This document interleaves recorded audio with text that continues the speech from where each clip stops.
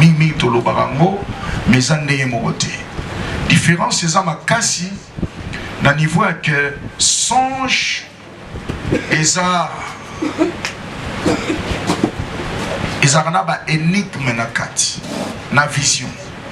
Au moins neti na Jean na Acte chapitre 10 bazola que c'est comment un homme Corneille a ça qui vision na kati ya moi aolala. C'était vers 3 heures et après-midi, aux environs à 15 heures. À Moni et Tokomoro na Kati, et ça a biloko à salité. Amen. C'était Pierre l'apôtre. À Moni et Toko na biloko à salité na Kati. Bama korodo, tout. Ils ont roulé. Et Aoki Mungongo et Ebisi Lobi mange. Tu manges et bois. Ça paraissait un peu salité. Amen. Or, na katia énigme wana. Énigme ça et l'oro moko yo. Et ça réalité moi ils ont caché vérité. Donc mon même hier soulève mon quoi ça c'est la mingi ba parabole. Amen. Parabole na hébreu lingola c'est tout simplement comparaison. Donc ça va langage moko arosé la mi pour nous transmettre un message. Si katango Pierre a moné loko wana akaki somo. Mais nzamba za ko transmettre yé message moko clair. Mais il fallait une interprétation. Quelque temps après avec au monde batu ba ko benga ye akeko te ya mokonzi moko ba romain comme on les Corneille. C'est là qu'il a compris que par cette vision-là, nous avons fait un message, une mission, et côté sans malin, on pagan. Est-ce que tout le monde dit Amen? Parce que dans le Saint-Esprit qui est la Pentecôte, 2 chambres et fungwamaki pour la sang malam. Chambre moro pour les juifs, au Pierre azaki na clé, chambre mususu pour les païens, au apôtre Paul azaki na clé. Et plus tard à Goloba, il m'a été fait grâce n'a qui côté à non juif, mais Pierre et Samuel qui ngolo à côté à juif. Est-ce que nous pouvons le dire Amen? Donc, différence c'est ça entre songe, vision et rêve, et ça que na katia songe, na vision, et ça n'a pas énigme, et ça n'a pas signe aux senga pas interpréter en mais rêve c'est ça direct. Au moins moi c'est tout à pour nous. Tu n'as pas besoin.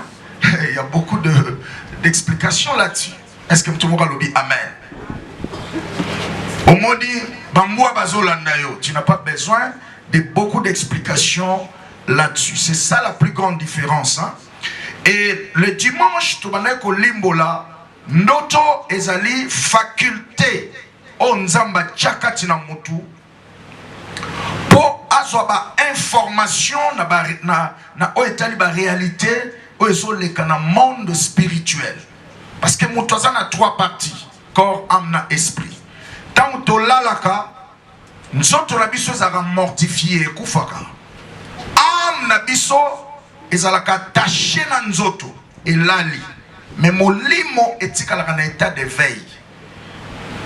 Et ce qui nous a né de nouveau, esprit nous a régénéré. Esprit na yo sikoyo et komona makambo na monde spirituel na monde nzambe pe nzamba ko contrôler esprit na yo et surtout sans un chrétien sérieux tambola na kobanga nzambe okomona nzamba ko contrôler esprit na yo et ko flotter te. Mais contrairement à ba pagano na ba faux chrétien ba chrétien hypocrite soka lali Satan a comme manipuler esprit na yo. C'est ce que nous allons voir tout à l'heure. On va continuer dans la suite des temps. Est-ce que tout le monde dit Amen? Tu as un limbo là-bas sorte et tu as un limbo là-bas source. Il y a un autre qui est source. Et ça est belé, mais tout le temps principalement 3 sources. Source à l'ibosseuse en Zambé, il y a mis balé satana, il y a mis satou, ezali, variété, ton multiplicité, il y a activité pendant la journée. Dans la Bible dans Ecclésiaste chapitre 5 verset 2. Bible variété, multiplicité et belé événements pendant la journée et bon t'arrapé noto. Sorotangi na mukanda il y a Ésaïe, chapitre 29. Au moment de la verset 8, Babi Moutou Azana Nzala, Arolotake, Azolia. Amen. Moutou Ana Posa Mai, Arolotake, Azomela Mai. Voyez-vous? Donc, ceux qui m'ont développé un sentiment pendant la journée, c'est possible que et balukape ndoto soit depuis un certain temps zo kansa kanselo moko boye et kosa la paix et baluka ndoto. Est-ce que tout le monde lobby amen très bien. Voilà. Lelo tozo kota na oezali ba sorte ya ba songe. Lo lenge ya ba ndoto. Et ça est belé, j'en ai au moins 54. Mais je ne sais pas si on va terminer parce que vendredi on doit placer une virgule. Et à titre de rappel, d'abord, avant de compter dans la sorte, dimanche, to soukela ki na place oyo, to bandako limbola, bandoto ya ba recul. Au monaka mingi esprit na yo ezongaka, place bokola, place évolua, soit au mimonaka mingi na uniforme na bleu blanc. Ça prouve que l'esprit nous est kangamakuna. L'esprit nous a retenu, nous a réclamé. Ba place wana oyo o mi monaka. Et c'est là que to mema ki na prière, to ba yina ko casser ba réclamation o ezana nzela ko ya ndoto ezo ela biso. Peto lo baki bit ya nzambe na kati ya ndoto ndeto moni yango na Job chapitre 33 à partir du verset 14 et tout temps qui au moins 9 bits mais principalement il y a 4. Premièrement, Dieu parle, Dieu révèle, Dieu instruit et Dieu nous préserve du malheur. Est-ce que tout le monde a dit amen? Amen. Na katia ndoto nzamba lobaka na katia ndoto nzamba zo révéler zo fungola akambo ebombani na katia ndoto nzamba zo teya aza ko instruire biso pe azo préserver biso na ba malheur. Et tolobaki ete bit ya satana na katia ndoto ezali ko maintenir esprit na yo na prison ya makambo kala. Vous maintenir dans le passé. Et le plus grand problème entre Dieu et son peuple a toujours été à ce niveau-là. Souvent, Dieu nous vient au présent. Mais bien sûr, il n'a passé. Est-ce que tout le monde dit amen? J'aimerais que tu dises à ton voisin, ne détruis pas ton présent et ton futur à cause de ton passé. Est-ce qu'on répète ce qu'on a foi? Ko baby sa lelo na otina lobby na yo pona lobby leka. Ah oui. Ah oui. Ba que belé lelo ba fina ba comment le roi mutuka ba tia on a parking et bouchara souté parce que il vit au passé. Et le diable est content que tu restes dans le passé. Il est tellement content que yo otikala dans le passé. Il y a de ceux-là qui vivent qui existent. Je peux même dire ils fonctionnent au présent, mais ils vivent dans le passé. Il y a des contradictions entre Tipo avant 38 ans malade na Jésus. Jésus est au présent. À toutes les questions au présent. Veux-tu être guéri? Est-ce que l'igno bika sikoyo yokaye? Ah, depuis la vandawa. Chaque fois na lukaka mi buaka. Donc, le miracle est venu au présent, mais lui, il est resté dans le passé. Et c'est ça le problème de tous les temps entre Dieu et son peuple. Et le vrai problème entre Israël et Dieu, ce n'était pas les ennemis qui les dérangeaient dans le parcours, mais c'était l'Égypte qui ne quittait pas leur tête. Est-ce que tout le monde a dit amen? Égypte, sauf Josué et Caleb. Parce que bango au moins lava cerveau na bango. Balongo la Égypte na mutu. Et premier boulot nzamba zwaki pa Moïse tanga bimi aise yaka. Amati na ngomba. Nzamba comme si professeur. Outi kuna na culture polythéiste. Ba nzambe belé. Oh nzambe sanza, nzambe moi, nzambe mai tout ça. Mais na nzelo na zo mema bino ngaka ande na zaka nzambe. Nzamba baniko lakiseli ko la ngomba pendant 40 jours. A quitté les 10 commandements, a instruit le peuple. Mais malgré tout ça, Égypte est loin, on a tout. Jusqu'au point qu'un jour, Vandara Bobabi, tu habites ni en Moïse, Azoluke la biso, Bible lobby, non, mon, balobi, to tiens mon condia, si tu as en Égypte. Dans nombre 14. On attend la verset, on a lobby, bateau, bazaye, incrédible à niveau moi au Saranate. Mais les problèmes avec eux, c'était quoi? L'ennemi dérangeait leur passé. Il voulait que Batikala dans le passé. Pour que Ba évolue. C'est ça le problème avec beaucoup de gens. Sur Satan a limité à quitter qu'on déplacer au boyer. À cause ça, tout l'esprit n'a pas dans le passé. Il y a une Bible lobby, dans le texte Ototani dans Ésaïe 65, verset 17, à lobby, Nzamba obi à cause ça, un travail dans notre esprit. Abi, je vais créer des cieux nouveaux, de nouvelles terres. Et on ne se rappellera plus des choses passées. Mais j'aimais la fin. Elles ne reviendront plus dans leur esprit. Bilo kwa kale kozonga son esprit. Nazo sambela nzamba kangolo na molimo monaka toujours ka mokonzi wana na musala. Na bandako lo banzamba kangolo na molimo ezong sako sima wana. Est-ce que mutongo nzamba zolo bela yele loa? Alors bien aimé, ba songe na ba vision eza na influence makasi na vie en tout. Je vais te montrer tout à l'heure que tu es belé les lots bafi na bango zo tambulate pona likamwa bandoto. Est-ce que tu m'auras zoloba amen très bien. Et souvent tant l'autre bandoto Joumoro boye nazolandela sataniste moko délivrance. Sataniste on a ex-catcheur parce que le lot appelle sa vie pas Jésus. Nous l'avions conduit à Christ et nous l'avions conduit aussi à la délivrance. Ça a 25 ans alors travailler dans Lucifer. Jusqu'au point qu'il y a comme qui agira qui n'a vie n'a que sera couvert comme un esprit. Donc baba n'a quoi adorer comme un esprit vagabond, esprit errant. Mais le col a les moinzambe nzamba picolae les là comment kosa elanzam. Alors quand on les conduisait à la délivrance, il m'a relaté une histoire à l'objet que pasteur n'est pas qu'on jouer l'esprit, il y a des païens, plein d'esprit, il y a des faux chrétiens, des chrétiens hypocrites, des charnels. Sambelaka, bétarane moi moko, à Sambelaka, mais moi chéri à gauche à droite, à Sambelaka, mais il est dans la seconde main, à Samba jeu. Comment on joue avec leur esprit? Pourquoi que tu esprit parce que tant que là l'esprit n'a pas un éveil. Ceux qui sont chrétiens nés de nouveau par Nzambe, Satan aussi m'a monoté.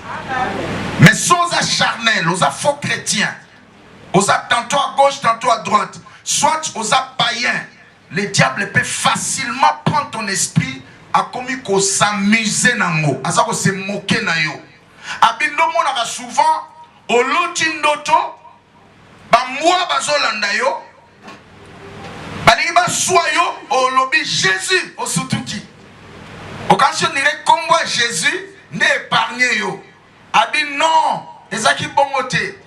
Tant que ça la bongo, to longolinde image wana ya suite ya film. Donc en réalité to dévoré déjà spirituellement. Donc on a misala ne bandi ko beba depuis le temps d'autona. Or au nom de Jésus notre katani. Donc empêcher on est au monde suite ya film. Pour ce qu'on comprendre au lukanzam.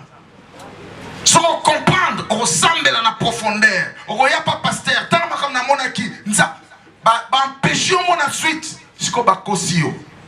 Pour l'action que au nom de Jésus on le bagi c'est que film kati c'est que mboa na swakiote. Or en réalité mboa swakio. Tous nos voisins pour se l'autre notre bon. Mboa swakayo. Ba pixara on mon a suite à film. Et c'est comme ça, quand il a commencé à me dire ça, parce que moi, ma délivrance, j'aime dire ça même dans ma conférence à ma pasteur, surtout ma pasteur, ma télémélabiso. C'est papa, et ça m'a rendu sous. Tu as fait la Bible Genèse, l'Apocalypse, tu as fait la Bible hébreu et grec. Tu as fait pour Bilogo ngana moni na banzo to abatu. Milom so eza na Bible te. N'est-ce pas esprit ba mari et femme de nuit na Bible ezate. Mais batuaza na ngwa. Mo comme sous to ya wa to te makamwana délivrance ba mari et femme de nuit to bandi chauffage ba robima. Mettons dans la Bible. Apôtre ni achasa mo li mo mari et femme de nuit. Est-ce que tout le monde dit amen? Il y a un acte des apôtres et silaté. Ça veut dire que Nzambo ya sala kawana na bantoma il continue à agir. Est-ce que tout le monde dit amen? Voilà pourquoi nazo sambe la nzambe makambo ko yokawa esi la pena vina yo.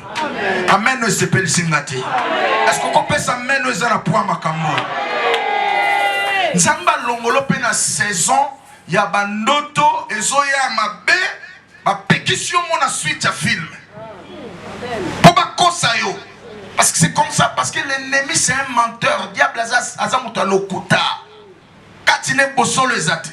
C'est ça la différence avec notre Dieu. Est-ce que tout le monde a dit amen? Très bien. Quand il m'a parlé de ces choses, ça m'a beaucoup révolté.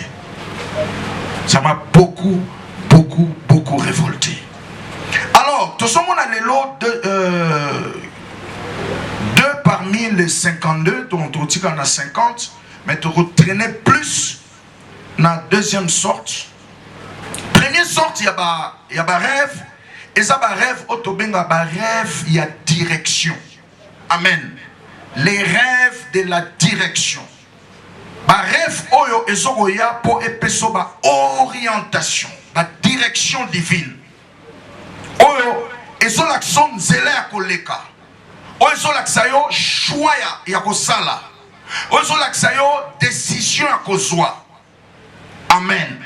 Soit obane kosambela, ozoluka, orientation moko songolo pakala et na nzela ya rêve wana nzamba orienté yo nzamba pesio une direction.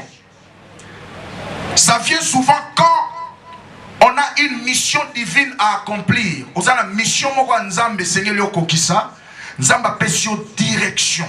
Abi voilà okosala boye okosala boye okosala boye. Ça c'est très important. Tous en a deux cas de figure toko otangango. Premier cas de figure, il y a un acte des apôtres, chapitre 16, verset 9. Acte 16, verset 9. Pendant la nuit, Paul eut une vision, un Macédonien lui apparut et lui fit cette prière: passe en Macédoine, secours-nous. Alléluia.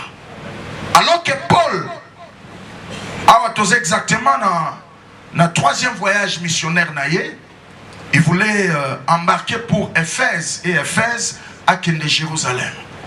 Maintenant ici dans Boutou, alors Kazaki na Derbe, à Teisa Momalam et Sili, na Boutou, à Lotindoto, Moutoumora Vanda na Mboka Macédoine, un garçon, a dit, tout ça a un problème, il y a qu'à secourir Bisso.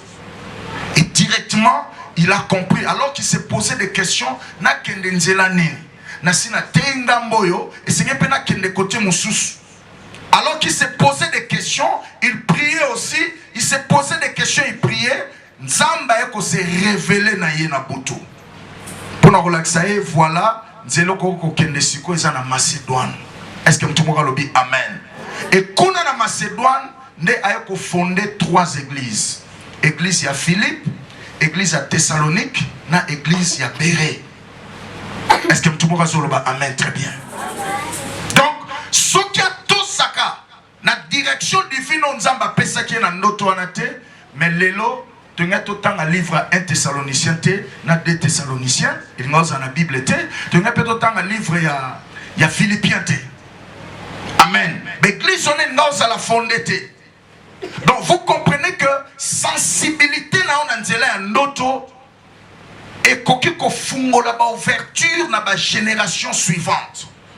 Yango na so bon de la nzambe a fungolo sensibilité na ba noto. Oza na capacité à kolota ba noto ya nzambe pe o saisir yango. C'est très important. Parce que na domaine na ba noto na ba rêve, j'allais poser un fondement ici. Ce n'est pas bon de ne pas rêver. Ça c'est un. Amen. Ce n'est pas aussi bon de beaucoup rêver. Nous allons le voir tout à l'heure. Sur l'otaka mingi, Bible au bin Ecclésiaste chapitre 5 verset 7, il y a une vanité na katia bandoto otolotaka. Il y a des gens qui rêvent n'importe quoi, balotaka n'importe quoi. Même dans mon bête le solo bi, mais bilo ni na wa lotaka.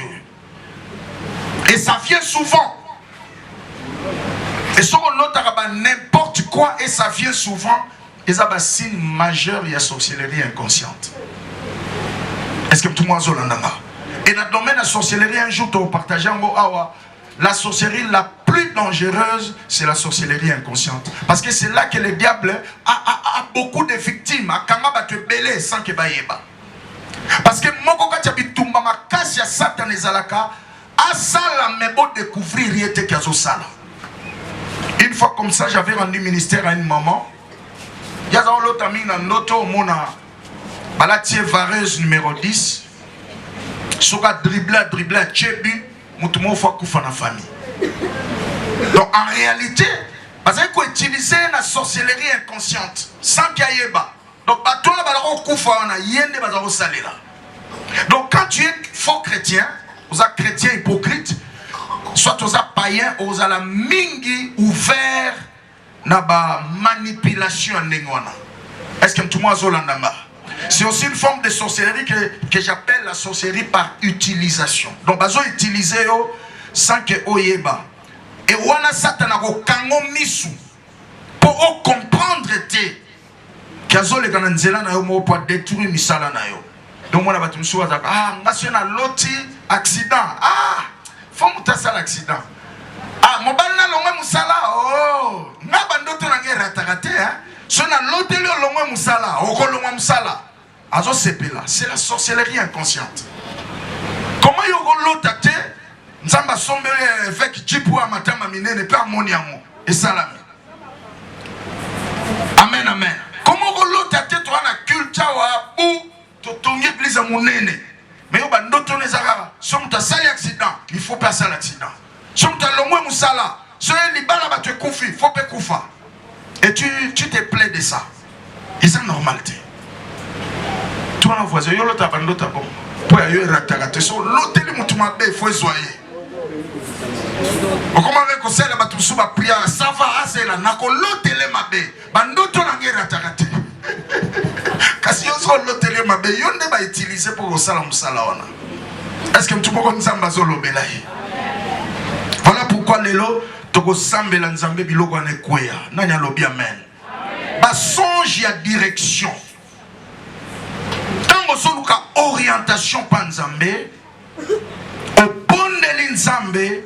Nzamba kolakisa yo. Akolakso clair. Voilà les chemins que tu dois suivre. Tout ce monde a exemple, on appelle l'ancienne alliance. On a comme sous sa figure.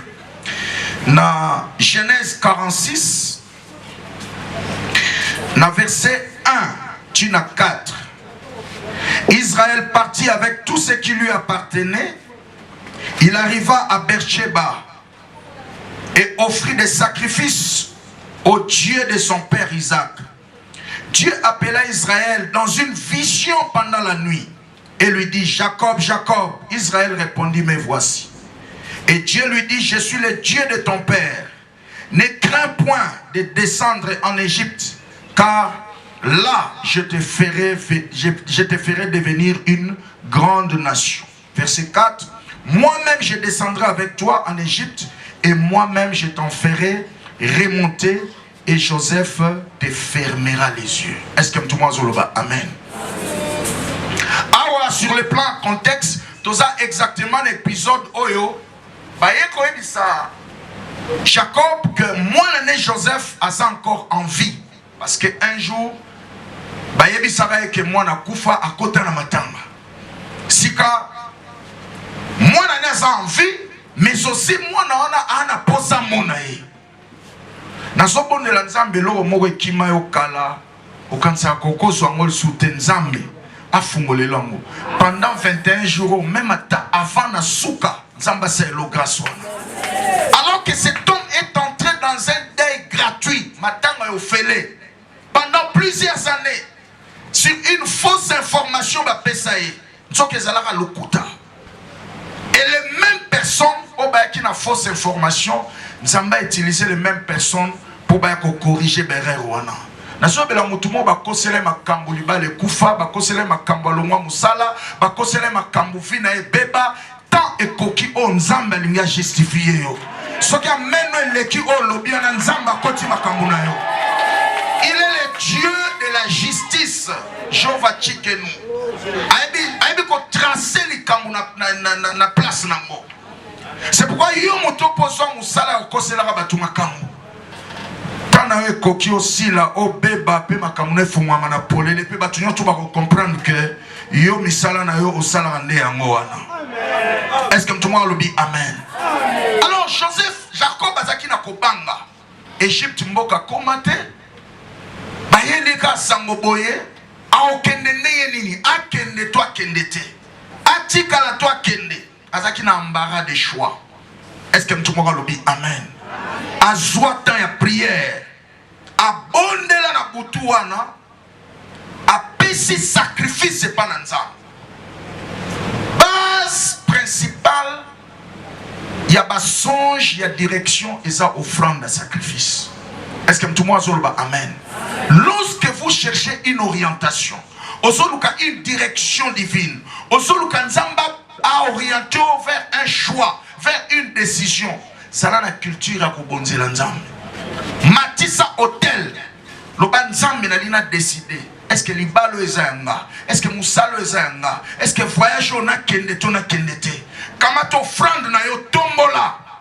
Parce que hôtel ezalaki eloko mo ba na Israël bazali ko tombola pona ko tia sacrifice. Bazali ko tombola yango entre mabele na likolo. Donc ezali lokola ko jouer rôle d'intermédiation entre humanité na divinité. Lorsque Moutouassa n'a posé un secours à Bonzambe, ne va pas tomber hôtel. Est-ce que tout le monde a amen? Et tombe tomboli hôtel, et ça, une façon que Nzambe a quitté au secours, à consommer hôtel, consommer sacrifice, pour intérêt à Vinanga. C'est pourquoi on a mis là-bas, Nzambe n'a pas génération, n'a pas mingi, ça n'a pas culture à hôtel. Est-ce que tout le monde a amen? Chaque fois que tu en as l'occasion, s'aimer. Toi, tu as ma famille, ma paix, ma fondation bréchée, ma fondation sabotée, ma fondation renversée. Et le côté comme ça là, et ça m'a sacrifice. Est-ce que tout le monde a besoin de le belé? La fois passée, même temps, on a témoin ma fondation. Il y a un frère qui m'a attaqué dans les réseaux sociaux. Il a dit, mais pasteur, parce que comment, quand quelqu'un est en Christ, comment il doit encore avoir besoin de fondation, un tas de trucs. Mais je lui ai dit, oh non, besoin de fondation, il faut encore combattre, des choses comme ça. Mais je dis, mais papa, au monde, Bible va interpréter un mot sur base de la ligne de démarcation principale, c'est la croix. Ok? C'est la croix de Jésus. Ça ligne à référence pour interpréter l'écriture. Et ça m'a kamususu et outa Ancien Testament et comme une kulusu et kulusu le kisiamo. Et ça m'a kamususu et outi Ancien Testament et comme une kulusu est transformé en. Et ça m'a kamususu et outi Ancien Testament et comme une kulusu est arrêté en. Est-ce que tout le monde a amen? Et c'est ça. Quand tu ne comprends pas ces réalités-là, il y a confusion dans la vie chrétienne. Ni tu n'as domaine à combat spirituel. Tant Babi, au reste frères, revêtez-vous de toutes les armes de Dieu. Ceux qui vont combattre sous tes, pourquoi Bako peut cette recommandation? Et c'est un ordre aussi. Au reste, revêtez-vous pour en faire quoi? Parce que Jésus a tout fait à la croix. Au moins que tala yebsa voisin so landi ba maté ya mususu vine au changer. Est-ce que tout le monde a amen? So landi bilanda landa na siama bele awa otika la ngwana. Et Bible dit combat les bons combats de la foi. C'est un verset post-résurrection. C'est un verset post la croix. Mais pourquoi nous devons combattre les bons combats de la foi? C'est pour vivre notre destinée sur la terre. Jésus nous a sauvés, oui. Jésus nous a bénis à la croix. Oui, il est devenu pauvre afin que nous puissions devenir riches. Et c'est pour autant que nous sommes riches tous les jours?